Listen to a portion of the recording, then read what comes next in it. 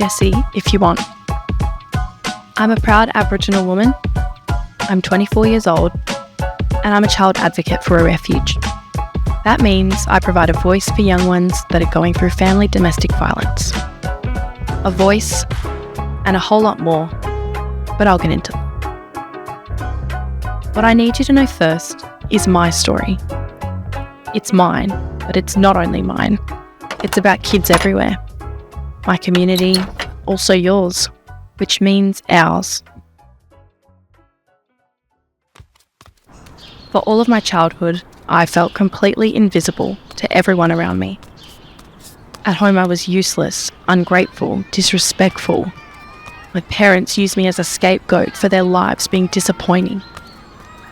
At school I was the token black kid, Aboriginal enough for the school's optics of inclusion, but light-skinned enough to be tolerable for the racist culture of the small town I was in.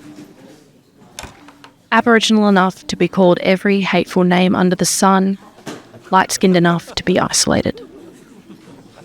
I was smart, agreeable, and kept to myself, although not always by choice.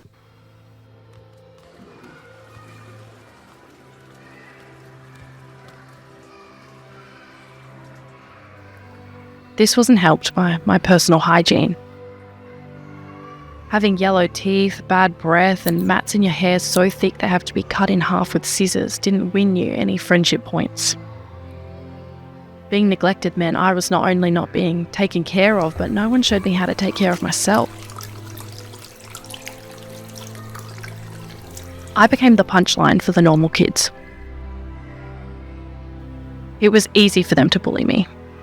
I was already trained to be an easy victim.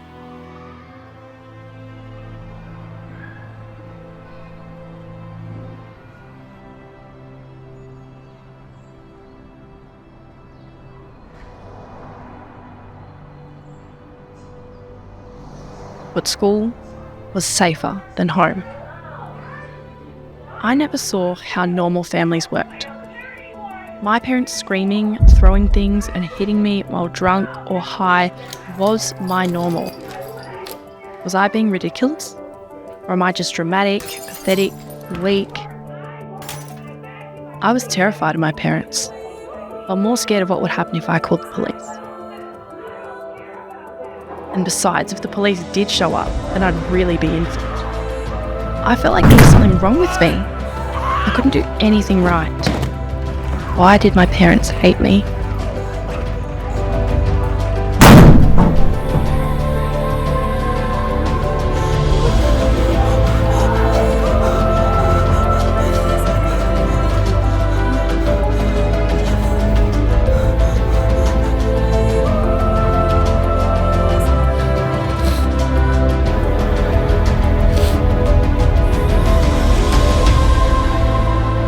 I figured that I was the problem.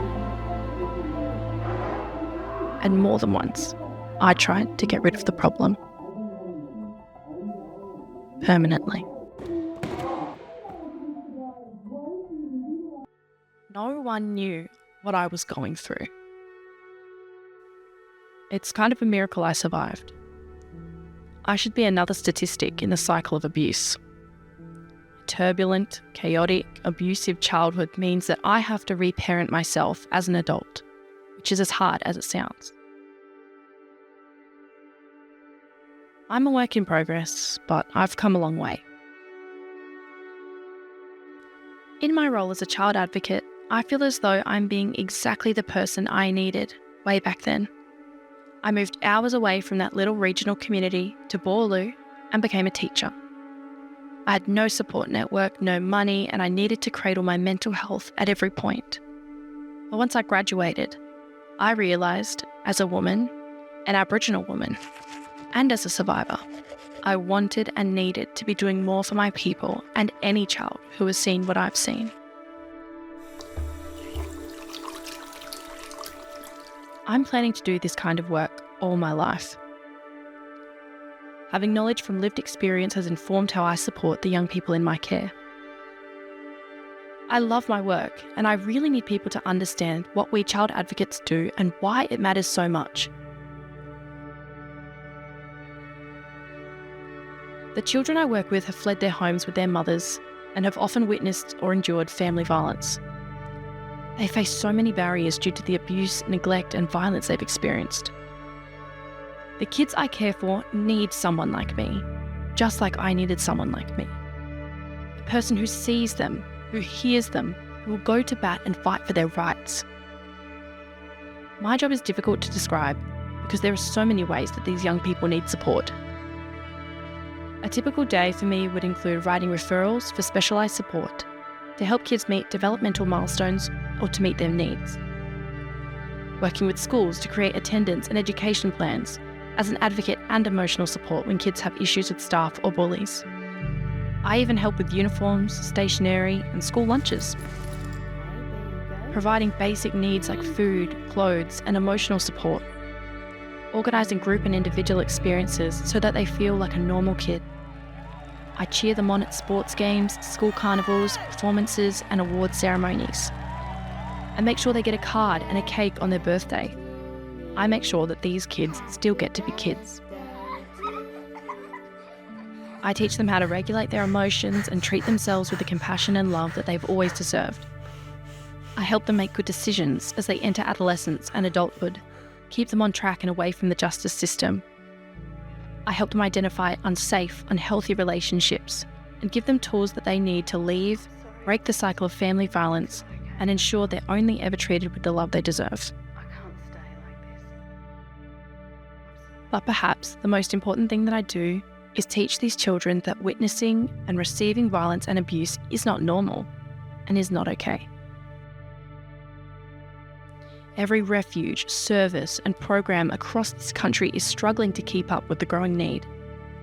My service alone already has a long wait list.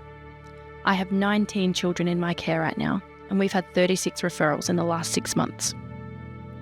Many youth services have stopped taking referrals due to the significant length of their wait lists, leaving children and young people without the supports they desperately need.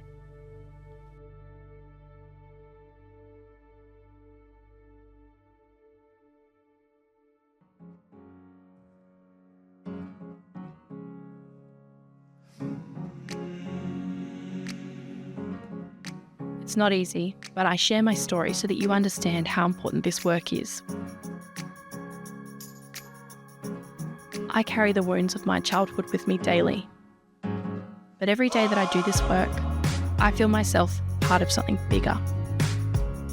Part of a healing that can help break cycles of violence and intergenerational trauma. Please join me in calling for better funding for child advocates. If we want to see a future free from FDB, we have to build it. A future where our kids are seen and heard. It takes time to break cycles, so let's support these kids as long as it takes.